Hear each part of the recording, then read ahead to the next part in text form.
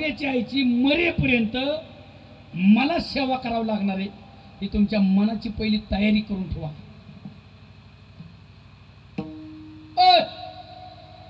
ती बोलली ना, तुम्ही तोंड थोडं गप ठेवा. ती म्हातारीचं किती स्टॅमिना बोलायला गप बसेल, पण त्यात आम्हीला तुम्ही एक पाऊल मागे घ्या.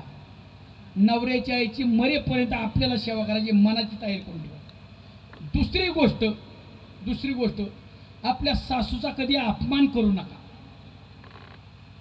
तुम्ही अपमान कसा करता माहिती का? कळून सुद्धा देत नाही कोणालाच. तुमचा मुलगा आणि तुमची सासू संध्याकाळच्या वेळेस टीव्हीच्या पुढे बसल्या, दोघं सुद्धा जेवायला. तुम्ही दोघांना 2 ताटं नेऊन वाढता, दोघांना वाढता, तुमच्या पोराला पण आणि तुमच्या सासूला पण.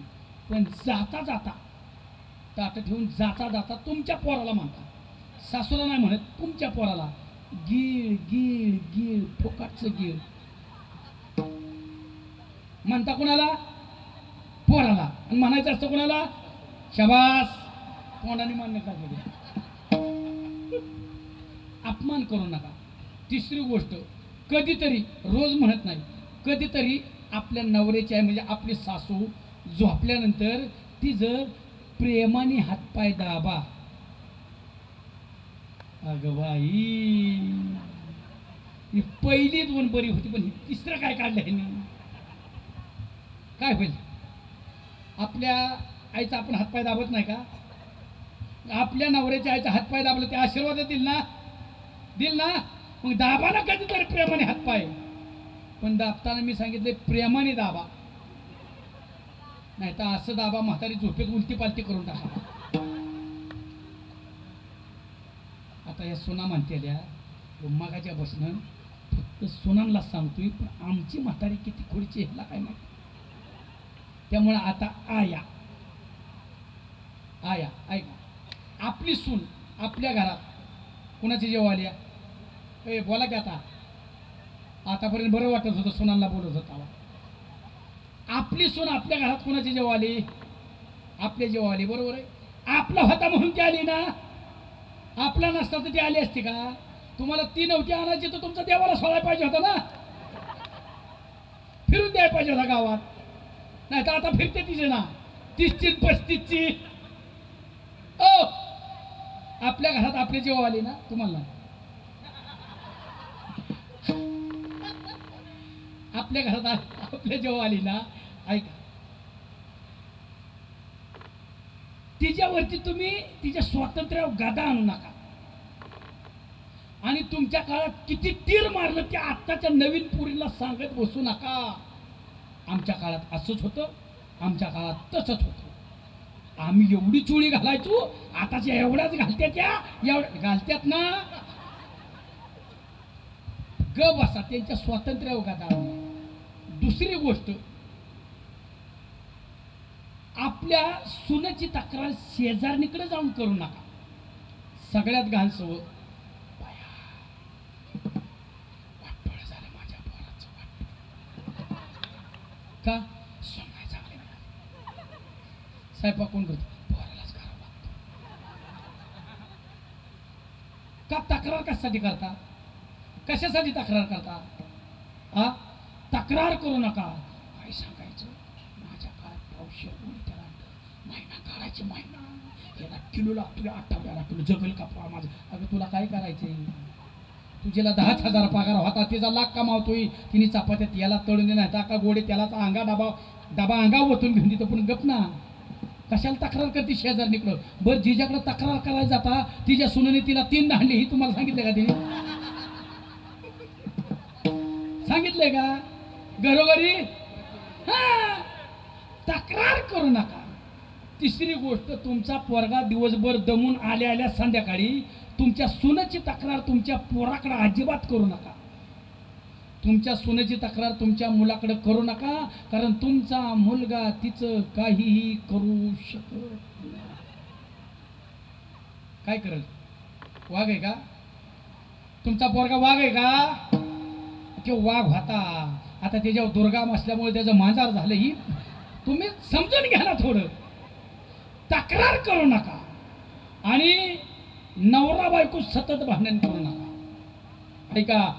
ऐका, काही झाले की आताच्या पुरीनं पहिल्या म्हाताऱ्याला घरात इतक्या म्हाताऱ्या म्हणजे त्या नांदा आल्या त्यावेळी त्या लहान वयात नांदा आल्या इतकं हाल काढल्या तुमच्या सासवांनी इतकं हाल काढल्यात फोन करायची सुद्धा पंचायत होती फोन तरी होता का तुम्ही नांदायला जाऊ मावशी फोन नव्हतं वर्षातनं कधीतरी पत्र जायचं तेव्हा घरच्यांना कळायचं आपली लेख जिवंत आहे वर्षातनं कधीतरी एवढं तुमच्या सासूने तिच्या सासूच्या हाताखाली दिवस बेकार काढल्या आता सहज उठलं की लगेच मला नांदायचंच नाही मला सोडचिट्टी पाहिजे मला पिटवूनच घ्यायचंय मी फाशीच घेते मी झाडालाच ना टाकते मी इरीतच उडी टाकते लगेच दम इतकी पहिले एवढं तर हल्ला आता कायदा तुमच्या बाजूने आता कायदा लगेच धमकी देऊन तुम्हाला जर फाशी घ्यायची असली पिटून घ्यायचं असलं राखेल ओतून घ्यायचं असलं झाडाला लोंबकाळायचं असलं कुठं लोंबकाळा तुम्ही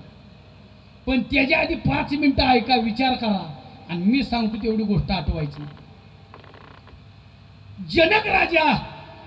जनक राजा मिथिला नरेश होता सीतेचा वडील सीता आपल्या गावातली नाही जनकाची कन्या तिचा बाप मिथिलेचा राजा होता तिचा सासरा दशरथ राजा इंद्राला युद्धात मदत करायचा होता इंद्राला युद्धात मदत करायला आणि तिचा नवरा जगाचा निर्माता प्रभू रामचंद्र होता एवढी तर आपल्या बापाची परिस्थिती नाही ना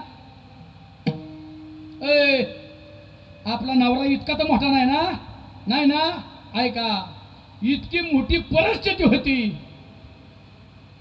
अयोध्येचा राजा रामजीचा नवरा आहे इंद्राला मदत करायला जाणारा सासरा जिचा दशरथ राजा आहे आणि मिथिला नरेश जनक राजा तिचा बाप आहे तिच्या वाट्याला आयुष्यामध्ये 14 वर्षाचा वनवास आला 14 वर्ष राजाची मुलगी राजाची सून आणि राजाची बायको असणारी सीता डोक्याला दगडाची उशी करून झोपत होती एवढं तर हल्लं नाही आपलं फाशी पिटून ईर एवढं तर हल्लं नाही लगेच धमकी देता तुकोबरायांची पत्नी ऐका तुकोबरायांची पत्नी ज्या वेळेस तुकोबरायांच्या आयुष्यात आले ना नांदायला जिजाबाई जिजामाऊली आमची 3600 एकर ऊस होता जिजामाऊलीचा किती 3600 एकर ऊस होता इकुलती एक मुलगी इकुलती एक आबाजी गुळवेलला त्यावेळेस तुकोबरायांच्या आयुष्यात नांदा आले ना गौराई सारखी नटून आली गौराई सारखी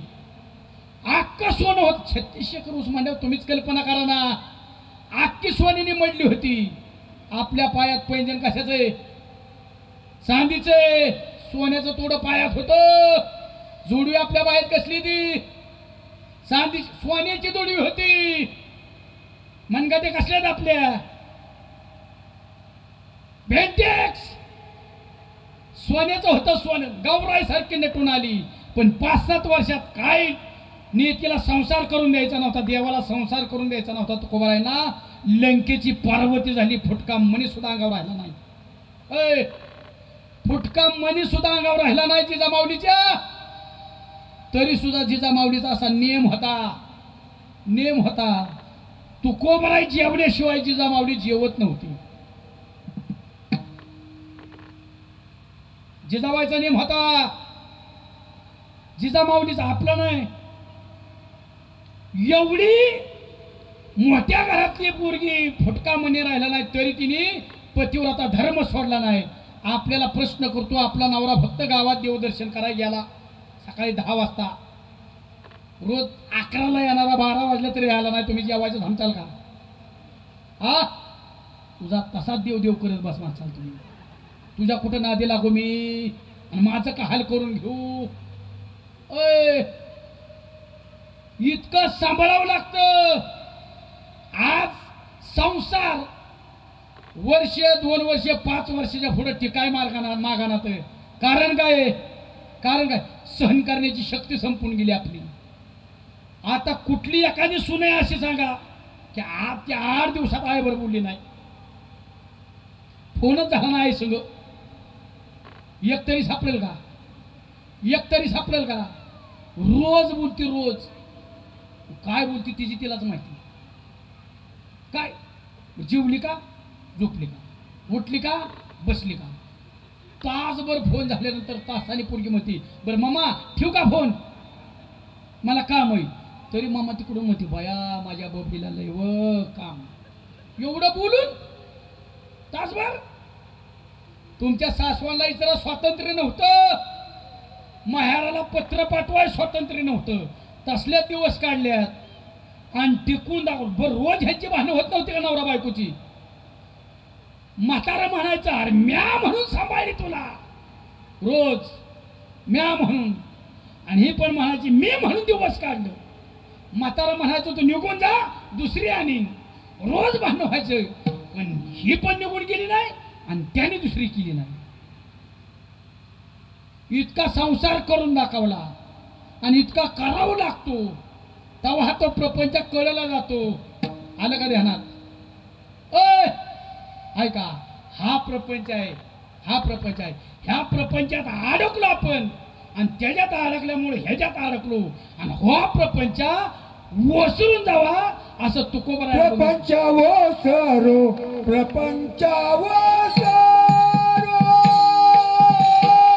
प्रपंच वसरो, प्रपंच वसरो, प्रपंच वसरो, प्रपंच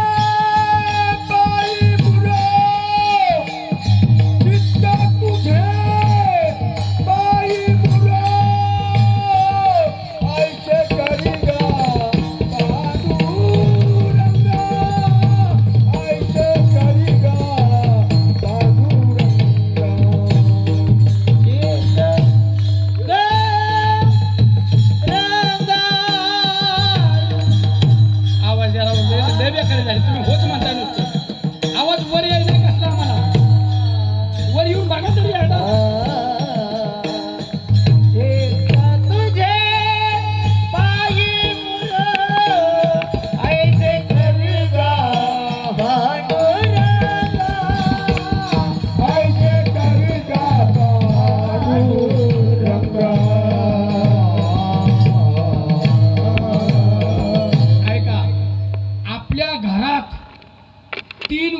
कधीच नसाव्यात. या आपल्या घरात 3 गोष्टी कधीच नसाव्यात. पहिली गोष्ट, घरामध्ये कुणाला व्यसन नसलं पाहिजे.